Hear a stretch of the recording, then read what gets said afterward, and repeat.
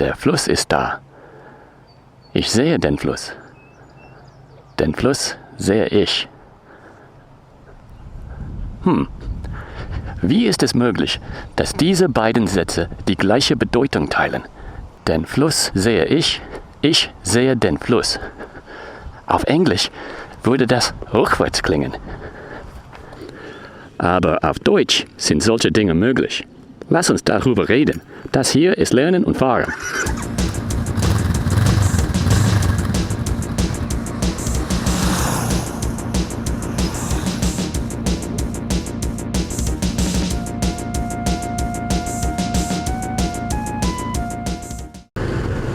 So, picking up right on the heels of where we left off in the last video, this is part 2 of a 4-part video on German case. In the previous video, we looked at the nominative case, that is the subject case. How do you express the subject of a sentence in the German language? In this second video, we're going to start looking at the German object cases. There are 2 of them. In this video, we're going to look at the accusative case. This most closely maps to the direct object in the English language.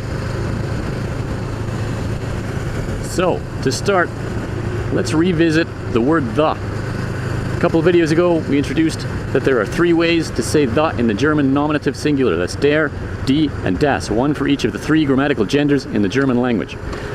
But that's if you're using it in the subject part of a sentence. Let's now look at what happens when we use it in the object part of a sentence. So, of course, our 3 examples, der Hund, die Katze, das Haus. So, in the nominative case, that would be der Hund ist freundlich, die Katze ist nett, das Haus ist klein. Great. But what changes now if we use it in the object part of a sentence? How about I see the dog, I see the cat, I see the house? Remember that according to the basic anatomy of a sentence, which we covered in the last video, in English we're pretty rigidly following the subject, verb, object, word order pattern. That means the subject usually comes before the verb, and the verb usually comes before the object. There are a couple of oddball exceptions to this in the English language, like passive voice, but we're going to skip over that for now. So, if the dog, or the cat, or the house is in the last position in the sentence, in English that probably means it's being used as the object of the sentence. So, in English, who cares, right? The word the doesn't change spelling or pronunciation, neither does the noun itself, so it doesn't matter. I see the dog, I see the cat, I see the house. But in German, things get a little weird. Let's look at the easy ones first. Ich sehe die Katze, grammatically feminine. Okay, that's pretty much the same as the nominative case. How about with an adjective? Ich sehe die nette Katze. Oh, okay, so yeah, it's exactly the same.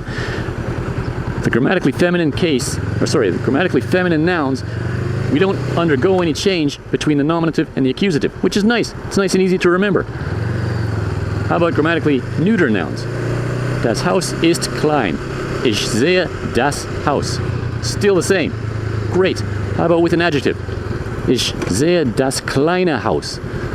Same exact thing. So again, grammatically neuter nouns don't undergo any change between nominative and accusative case, which makes it super duper easy. Hooray! But now let's look at grammatically masculine nouns, because things start to get a little bit wonky. Der Hund ist freundlich. Der freundliche Hund. Ich sehe den freundlichen Hund. Well, what happened there? The adjective and the article take a different ending. It changes from R to N. So now we have another way to say the in the German language. It's den. It's used with grammatically masculine singular objects. Yes, I know it's also used in one of the plural forms. We'll come back to that in a future video. For now, we're just looking at singular.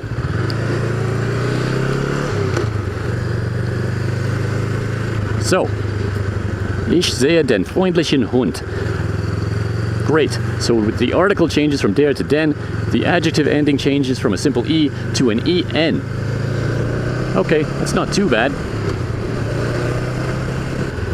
But what about word order? Remember back in the previous video we talked about how English is a subject, verb, object language, pretty strictly. We follow that rule almost everywhere in the English language. The subject comes before the verb, and the verb comes before the object. Yeah, there's a couple of oddball exceptions, but let's not get into that right now. In the German language, you can follow that same order. Ich sehe den Hund. That's exactly how you would say it in English. I see the dog. But And this is a big but. Not that kind of big but, a grammatical kind of big but. In the German language, the word order is not so rigid. Because they use different definite articles, we can mix things up a little bit. So den Hund sehe ich means exactly the same thing as ich sehe den Hund. But that sounds really weird in English. Think about it. If you reverse the subject and the object in English, you actually reverse the meaning of the sentence. I see the dog sees me. Now I am no longer the subject of that sentence, I'm the object. But in German, it seems like if you reverse the order of the subject and the object, the meaning doesn't change. But how can that be? Well, look very carefully at what we're doing here. Den Hund sehe ich. There's two things we should notice here. Ich is a subject pronoun. We covered that a little bit in the previous video. It can only be used as the subject part of a sentence, so it's clear that I am still the subject of that sentence, even though I show up after the verb. And den Hund, den is grammatically masculine, singular, accusative case. It's explicitly the object part of the sentence, even though it shows up before the verb. This is weird from an English-speaking background because we can't play willy-nilly with our language order, or with our word order rather, like this. But in German they can. They have that extra flexibility because this is one of the pluses of the case system. Once you master this, it doesn't really matter what order you put things in. Now in German, they tend to put things up front in the sentence if they want to emphasize it. So den Hund sehe ich is not exactly the same meaning as ich sehe den Hund. It's putting a little more emphasis on the dog. It's like saying, that dog, that's the one I see.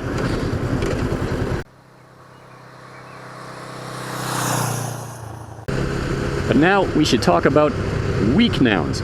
Well, what's a weak noun? Weak nouns are nouns that undergo declension. Not all nouns will do this in German. In fact, most of them won't. There's just a few oddball exceptions in the language, and unfortunately, there's no pattern to these that I've ever noticed. You just kind of have to memorize them when you encounter them. As an example, the word planet exists in German, and it means exactly the same thing as it does in English. But in German, it's a weak noun. That means that it changes form, it undergoes inflection when you use it in the object part as opposed to the subject part of a sentence. So, der Planet ist da. The planet is there. Great, no problem. Ich sehe den Planeten. Wait, what? Yes, weak nouns will take an N or an EN ending when you use them in the object part of the sentence. We don't do that in English. I can't think of a single example of that in the entire English language, so this is going to be a bit of a weirdo concept at first. You just kind of have to get used to it. The good news is, if you get that wrong, if you say something like Ich sehe den Planet, well, okay, that's wrong, but it's pretty clear what you meant to say. You're not going to get a blank stare from a German person if you say that. They might just gently correct you and we'll move on in the conversation. But how do we avoid making little mistakes like that to make our German sound more natural? Well, you can probably guess what I'm going to say by now. Practice, practice, practice, and then practice some more. That's the key to all of this. Alright, the last thing I'm going to quickly mention as part of the discussion on accusative case in German are prepositions. We will come back to this in much more detail when we look at the dative case in the next video. For now, I just want to mention there's a small handful of prepositions in the German language that will always, always, always take an accusative object. What does that mean? Well, it means that whatever follows the preposition is expressed in the accusative case. Those prepositions are für, ohne, gegen, and durch. I think that's all of them. So when you use one of these prepositions in a sentence, whatever follows it will always be expressed in the accusative case. There are other prepositions that will always require a dative object. There's also another list of prepositions that are called bidirectional prepositions. What does that mean? We'll cover that in the next video. That's where things get kind of ugly.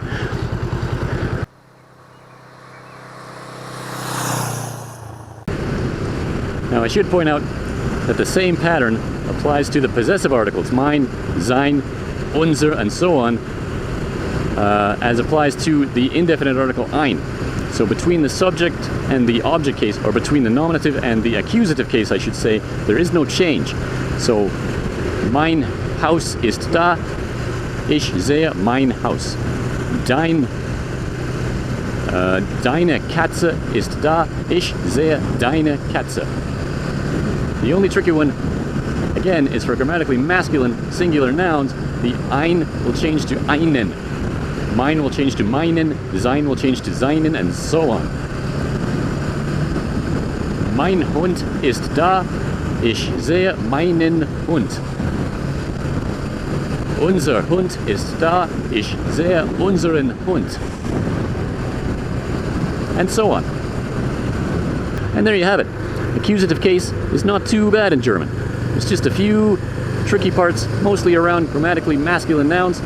Other than that, it's more or less the same as the nominative case for the feminine nouns and neuter nouns. So, in the next video, we will start to look at the other German object case, the dative case. And this is where things might get a little bit ugly, but hang in there. We'll see if we can make it make sense.